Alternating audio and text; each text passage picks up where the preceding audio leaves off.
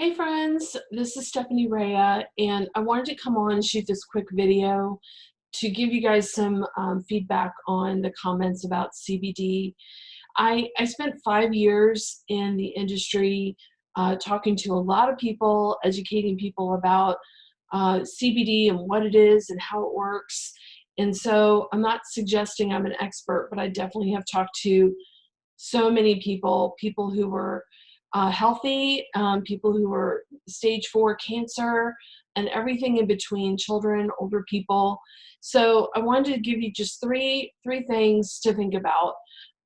You want it to be clean, you want your CBD to be safe, and you want it to be legal. Those three things, very important. So let's go quickly into what does it mean to be clean. You know, if you go into the grocery store, you can find organic apples and you can find regular apples.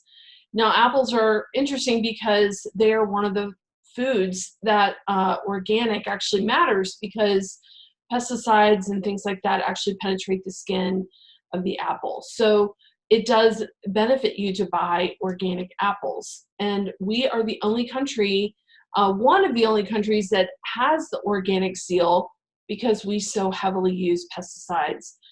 Pesticides and herbicides are being used on all plants, even cannabis and hemp. So I don't care if you get your CBD from Oregon or Colorado or California. I'm telling you guys, pesticides and herbicides are being sprayed everywhere, and it's almost impossible to get away from them. So organic, to me, in the USA for cannabis really doesn't impress me.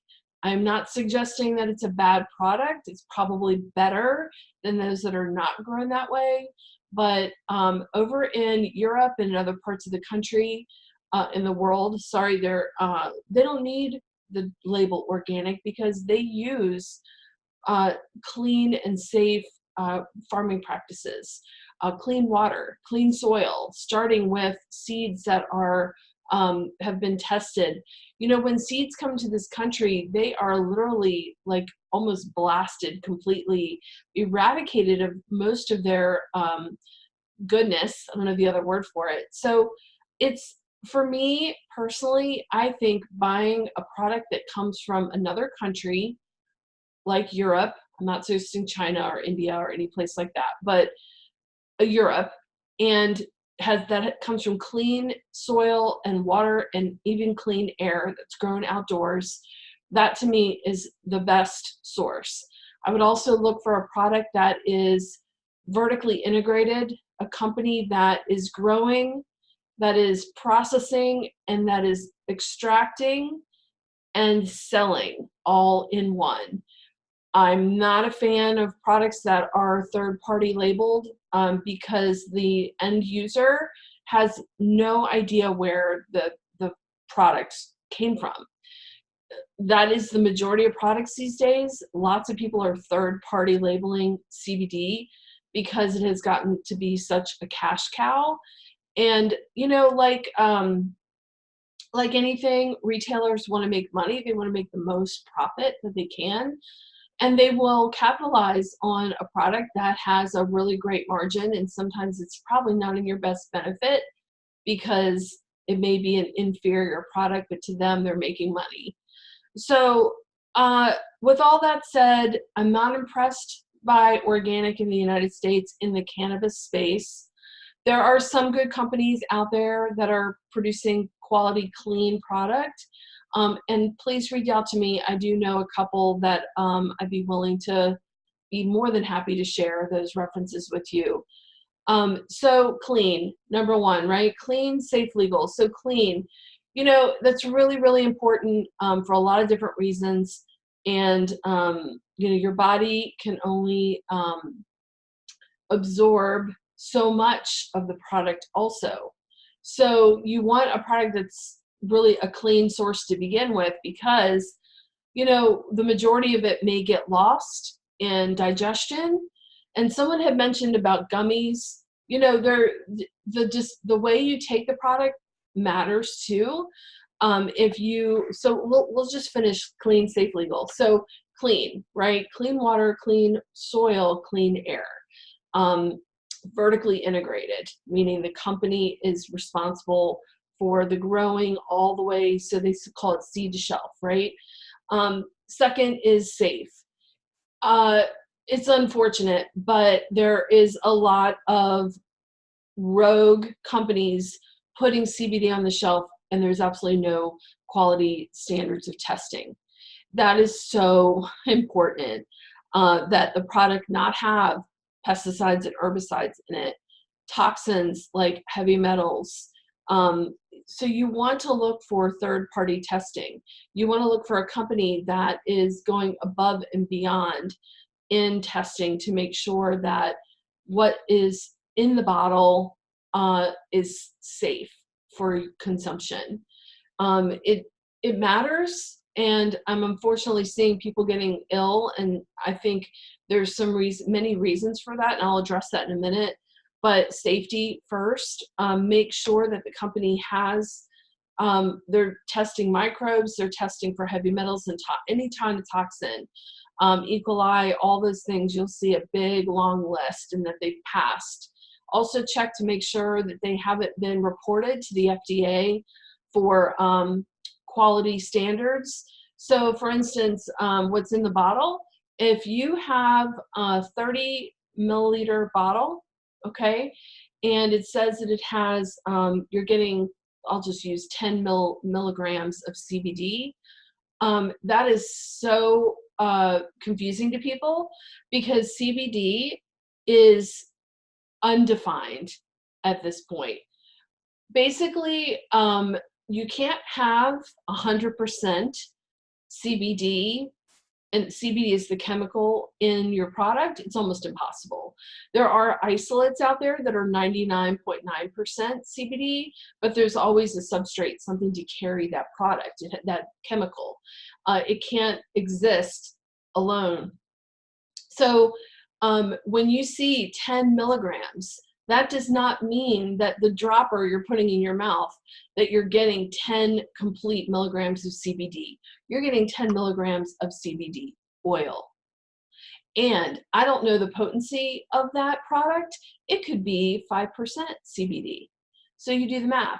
You're doing 10 milligrams, and only 5% of that is actual CBD content. So again, it goes back to the testing. You can ask for a cannabinoid profile to see the potency of CBD related to the other cannabinoids. And that's where the full spectrum and broad spectrum terminology comes in. Don't get confused with all of that. You want to just focus on clean, safe, and legal. So safe, make sure you're testing, you're getting reports on toxicity and pesticides and herbicides, and then also quality control standards to make sure that what's in the bottle and on the label is true. Very important, and we're seeing lots and lots of companies out there who are misrepresenting themselves. So ask for those, look on the website. If it's not readily available, on the website, then you might want to just move on. If you ask customer service and they are not willing to give you the information, then you may want to move on to another company. So third one is legal. We are still in the United States in the situation where cannabis is federally illegal. It's a Schedule I drug, according to the gosh, I'm drawing a blank. It's a Schedule I drug. All right, it has no medical benefit, which is, we know, ridiculous. But we're seeing tons and tons of people getting amazing relief using CBD and any kind of cannabis products. Legal, if someone goes to California and picks up an extract or an oil or a vape or whatever, and they cross state lines, it is illegal, hands down. Any state, you come from Texas, I live in Texas, and if someone drove to Colorado, picked up product, drove back here, that you've crossed state lines and you've committed a federal offense. Okay, it is illegal. And even though people are in desperate need, they want the product, they know that it can help them, still illegal. And that's why there's so many laws that are popping up all over the country so that states can operate legally within the confines of the federal law. So Texas has a law where CBD can be used for several different medical conditions, and it is, but it only applies to cannabis or hemp that's grown in Texas. But you're seeing all other kinds of products on the shelf, right? Like, why is that? Well, it's because back in 2004, the government tried to sue the hemp industry to say that hemp was the exact same as cannabis or marijuana or high THC cannabis, which we know is not the case. I know is not the case, but the DEA actually lost that lawsuit, and the hemp industry was victorious, meaning that products that are have a low content of THC, 0.03% or less, are categorically different than a product that has a higher amount of THC in it. And that's where you're seeing a lot of farm bill compliant and different products popping up, because they are in that gray area of the law where they have, again, goes back to testing. Look at the profile. If they have 0.03% THC or less, they're legal, and more than likely they're probably a hemp extract.